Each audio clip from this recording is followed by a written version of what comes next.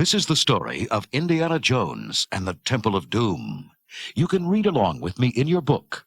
You will know it is time to turn the page when you hear the bullwhip crack like this. Let's begin now.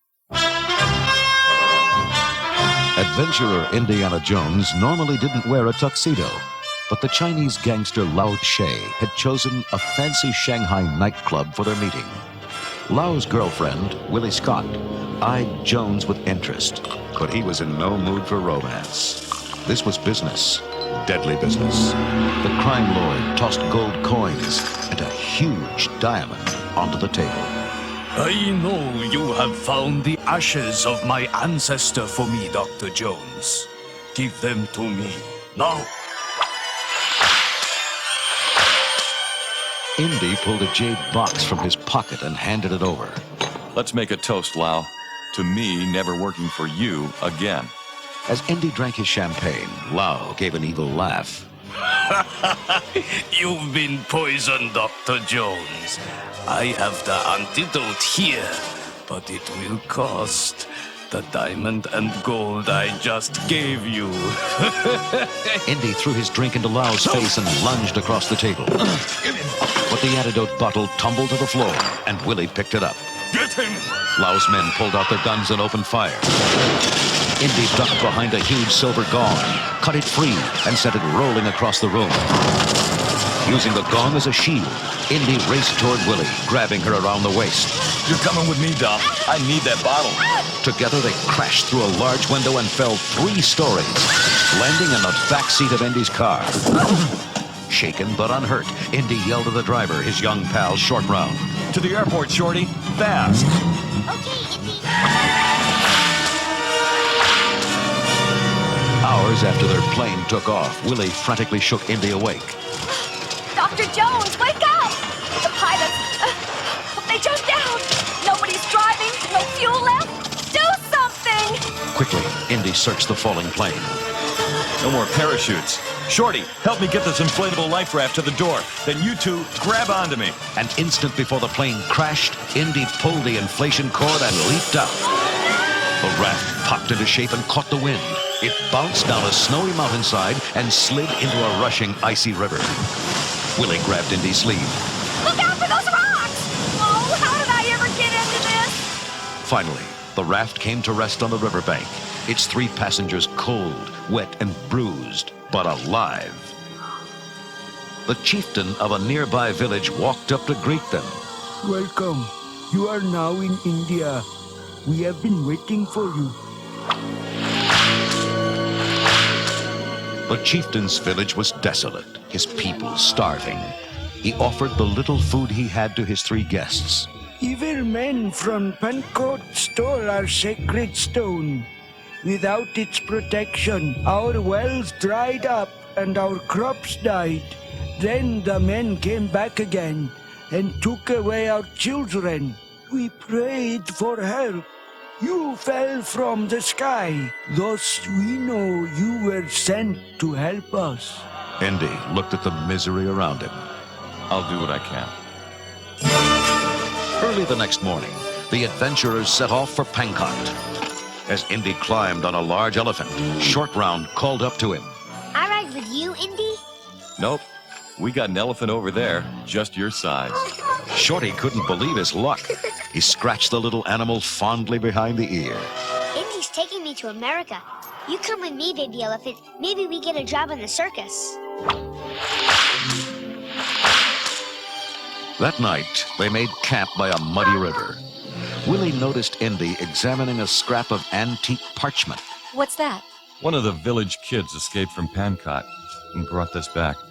It shows a Hindu god giving 5 magical stones to Shankara, one of India's ancient holy men. Magical stones, huh? Like the one stolen from the village? Indy smiled. Could be my road to fortune and glory.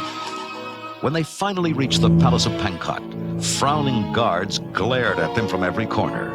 But the Prime Minister came out to greet them warmly. You must stay the night with us. The Maharaja will be most eager to meet you and hear of your adventures, Dr. Jones. Dinner will be at 8 o'clock. Willie raced off to her room. Dinner with the prince? I've got to get cleaned up. I hope he isn't married yet. At dinner that evening, they met the Maharaja, a boy of 13. A kid? Shorty grinned at Willie. Maybe he like older women. Okay, so I don't get my prince. But I do get a royal banquet, and I'm starving. But when the food arrived, it was awful things like roast snake and baked beetles. Yeah. Willie felt like crying. Indy eyed the strange food skeptically. Hindus don't eat meat. Something's very wrong here. Later, back in Willie's room, Indy noticed a draft coming from a crack in the wall. He examined it closer. Look at this. There's a secret passage behind this statue. He turned to Willie. Lock the door until we come back. He and Shorty crept into the dark, bug-infested tunnel. They entered a small room. Suddenly, the door slammed shut behind them, and sharp spikes began pushing out of the floor and ceiling. This is serious! Indy shouted through the door. Willie, get down here fast! I'm coming, but this tunnel is all wet and icky. Ah! There are bugs all over me. I'm getting out of here. Willie, we're about to get speared in here. Find a release lever, quick! Willie searched frantically as the spikes closed in on Indy and Shorty. At the last moment, she found the release. The spikes jerked back and the door sprang open.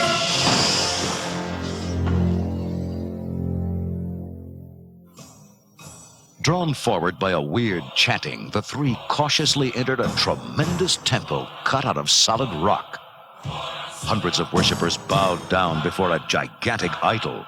It had a necklace made of skulls, and its eyes glowed. Indy pulled them back into the shadows. It's a temple to Kali, the goddess of death. Her followers practice human sacrifice. Horrified, they watched as the high priest, Mola Ram, lowered a man into boiling lava.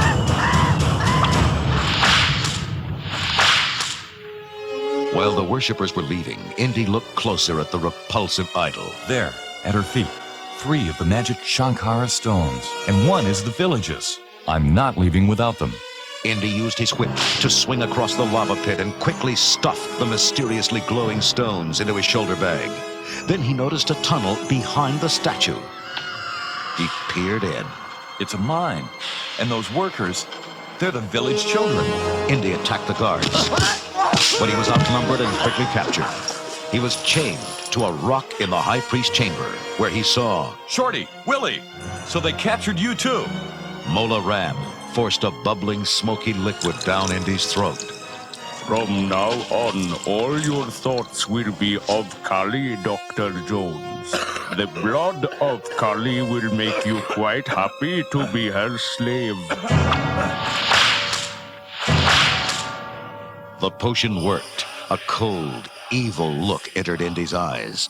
At a gesture from Mola Ram, his chains were unlocked. He followed the priests back into the temple, where he watched them lead Willie to a metal sacrificial frame. Indy, help me. They want to drop me into that lava as an offering to Kali. Indy gazed at her unfeelingly, then began to help the priests strap her down. Short Round was thrown into the mine to work with the other children. There, he learned that the spell of the potion could only be broken by the pain of fire. Then I can make Indy be himself again. I got to escape. When his guard wasn't looking, he darted away and scrambled up a ladder into the temple. There he saw Willie being lowered into the lava pit while Indy watched, smiling. Indy, no! You got to wake up! Shorty grabbed a torch and jammed it into Indy's side. Ah! The evil look in his eyes faded and was gone. Thanks, Shorty. I'm okay now. Indy battled his way to the guard, lowering Willie into the lava, knocked him off the platform, and pulled her back up. Then he grabbed up the villager's stone. Come on, Shorty, follow us. Punching priests left and right, he led them back into the mine. We're going to set all these kids free. Indy knocked out a guard and used his keys to free the children. As they fled the mine, a 7-foot guard suddenly attacked Indy. Fiercely, Indy battled the giant, but his blows had no effect. Then, Mola Ram appeared with more guards, firing guns. Indy yelled to Willie and Shorty. Get into a mine car. We'll escape that way. He finally tripped the giant and leaped into the mine car with his friends, just as it whizzed away into a tunnel.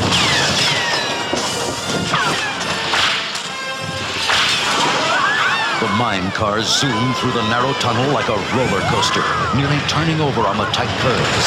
Then a shot sounded. Mola Ram's guards were following in another car. Willie curled up in a ball, turning green. Indy squeezed her shoulder. Don't conk out on us, doll. We need your help. Indy, Willie, and Shorty heaved a wooden beam out of their car onto the track. The pursuing car hit it with a horrible crash.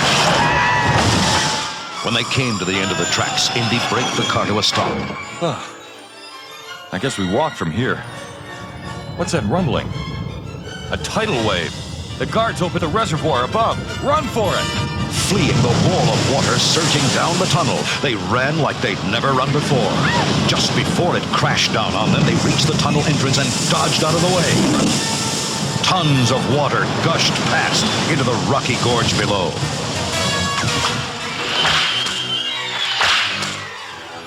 Their only escape route was an ancient rope bridge spanning the gorge.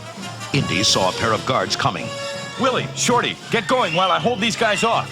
They started across the shaky bridge. Abruptly, one of the worm-eaten boards broke under Shorty's feet. Willie lunged forward and caught him just in time. They continued carefully. But when they finally stepped off the bridge, Mola Ram appeared and captured them. Indy had overcome the guards and was halfway across the bridge when he saw his friends captured. Then, more guards appeared behind him. He was trapped. Mola Ram walked out onto the bridge. The stones are mine. Give them to me. Indy grinned at him. Come and get them. Swinging his sword with all his might, he cut the ropes, shearing the bridge in two. Indy grabbed a rope and swung to safety as Mola Ram and his evil guards fell toward the hungry crocodiles below.